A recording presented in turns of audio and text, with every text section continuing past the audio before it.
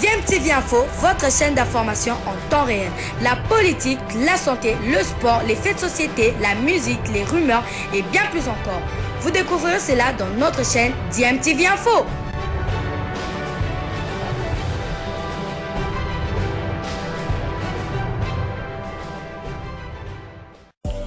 Vous êtes sur DMTV, bonjour ou bonsoir, tout dépend de l'heure à laquelle vous nous suivez. Tout plaisir est pour nous de vous retrouver, mais surtout de savoir que vous êtes nombreux en train de suivre votre chaîne YouTube DMTV. DMTV qui vous propose l'actualité, vous propose également des analyses et des réflexions sur des sujets d'actualité, sur des faits sociaux, tout simplement sur des réalités que nous observons ici chez nous en République démocratique du Congo.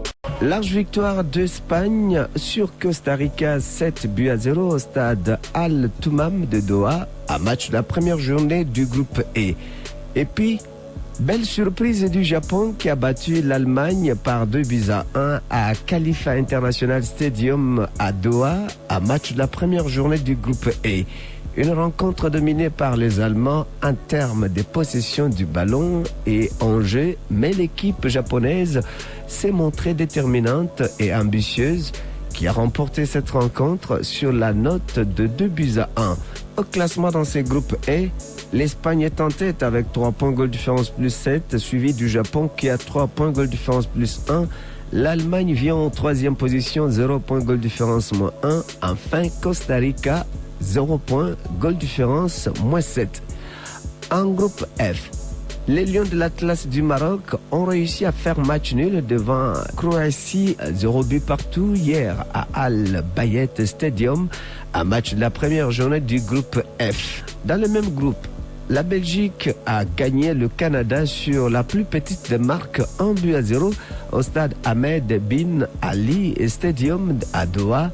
Une réalisation de Michy Batshuayi à la 44e minute. Au classement dans ce groupe F, on retrouve la Belgique qui est en tête avec 3 points goal différence plus 1, suivi de la Croatie et du Maroc, 1 point chacun avec un goal différence de 0. Enfin, le Canada qui a 0 point goal différence moins 1. La première journée de la Coupe du Monde va se poursuivre avec le match du groupe G et groupe H. En groupe G, les Lions indomptables du Cameroun seront opposés à la Suisse à Al Janoub Stadium situé à Al Wakra, à match de la première journée de ces groupes. La Suisse est 14e au classement mondial de la FIFA. Elle est à sa 2e participation à la phase finale de la Coupe du Monde. Et puis le Cameroun est 43e au classement. Il est à sa 7e participation à la Coupe du Monde. Le coup d'envoi de cette rencontre est prévu à 11h de Kinshasa. Rigobert Song, sélectionneur et manager du Cameroun, compte sur son expérience et la volonté de ses joueurs. Sur le terrain, je pense qu'aujourd'hui, nous respectons nos adversaires et nous ne sommes pas aujourd'hui, l'équipe du Cameroun, dans cette compétition, ne sommes pas nouveaux. Nous avons toujours participé à cette Coupe du Monde. Nous savons très bien ce qui nous attend. Et voilà, donc demain, nous verrons bien si... on va nous juger par rapport au classement que nous avons ou par rapport à quelque chose d'autre. Donc on respecte, mais nous sommes venus, nous savons d'où nous allons, mais personne ici ne sait là où il va s'arrêter. Donc nous sommes concentrés et je pense que demain on va faire tout pour avoir les 3 points qu'il nous faut.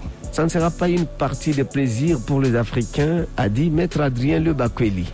Je pense que la préparation des Camerounais inquiète parce que le Cameroun a eu à jouer les matchs de préparation avec des équipes non connues.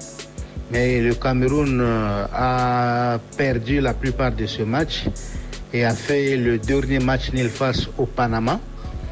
Je pense que c'est une équipe qui ne rassure pas, mais s'il y a un peu du sursaut d'orgueil, et surtout que l'impossible n'est pas camerounais, je pense qu'il y a des coups à arracher même un match nul, mais sinon ça sera très compliqué face à une équipe suisse.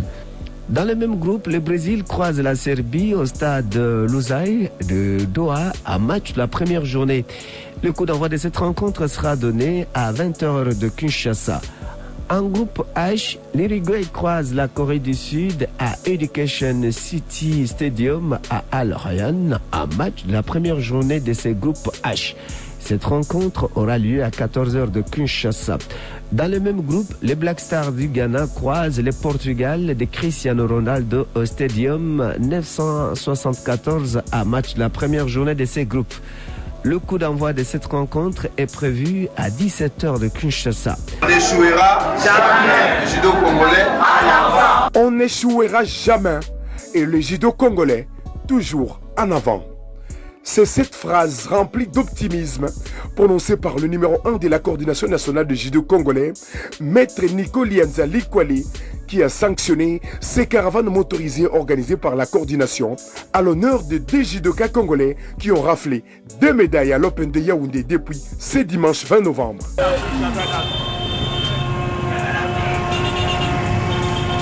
Dasso Kisoka Mobeti, sacré champion d'Afrique en raflant la médaille d'or dans la catégorie des moins de 60 kg. Et Sona Chanceline, dit Anaconda, par contre, elle a raflé la médaille de bronze en moins de 78 kg. Tout d'abord, on a remercié le Seigneur Jésus-Christ. Il te fait signer souffle, sagesse, intelligence. On a qui nous reçoit médaille d'or la deuxième sortie.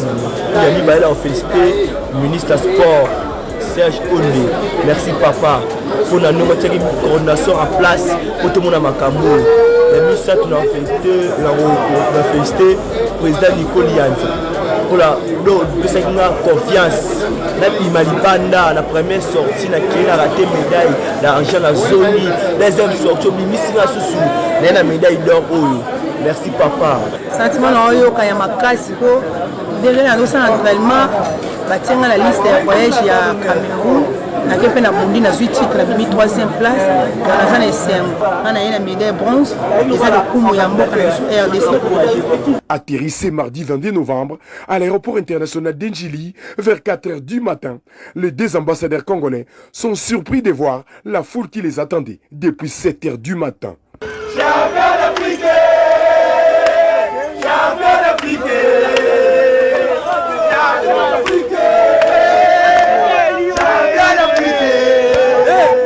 En passant par les 2 communes qui ont vu naître nos ambassadeurs congolais, Matete et Kalamou, question de partager aussi ces moments de bonheur avec le sien.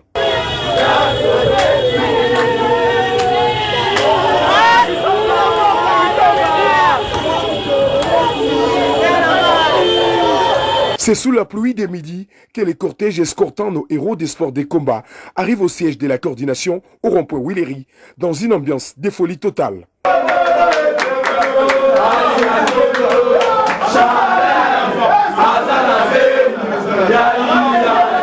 En bon père des familles, le coordonnateur principal, Maître Nico Lianza, invite les judokas à remercier les autorités du pays. Quant à ceux. Mention spéciale au ministre des Sports et Loisirs, Serge Chembo-Konde, qui a sauvé le judo sous la supervision du Premier ministre et sous l'impulsion du président de la République, Félix Antoine Tshisekedi Tshilombo.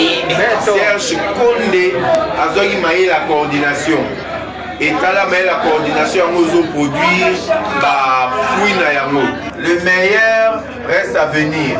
Le judo congolais en avant. Le judo congolais en avant. On n'échouera jamais. Le meilleur reste à venir, a conclu le coordonnateur Nico Lianza.